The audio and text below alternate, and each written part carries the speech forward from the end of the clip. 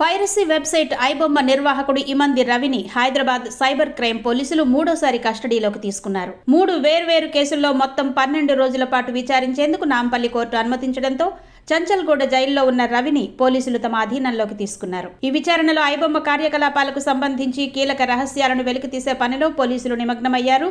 తొలి రోజు విచారణలో ప్రసాద్, ప్రహ్లాద్ అనే 2 వ్యక్తుల పేర్లు కీలకంగా మారాయి. విశాఖపట్నానికి చెందిన ప్రసాద్ రవికి చిన్ననాటి స్నేహితుడని గుర్తించిన పోలీసులు ఇప్పటికే అతడి వాంగ్మూలాన్ని నమోదు చేశారు. అయితే ప్రహ్లాద్ కుమార్ అనే వ్యక్తి ఆచూకీ మాత్రం ఇంకా లభ్యం కాలేదు. గతంలో రవి అతడి గురించి పొంతనలేని సమాధానాలు చెప్పడంతో పోలీసులు ఈ విషయాన్ని సీరియస్గా తీసుకున్నారు.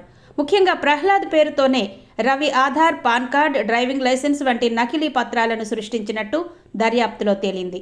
అదే పేరుతో కరీబియన్ దీవుల్లోని సెయింట్ కిట్స్ అండ్ నేవిస్ దేశ పౌరసత్వాన్ని కూడా పొంది వెబ్సైట్ను రిజిస్టర్ చేయించినట్టు విచారణలో వెల్లడైంది.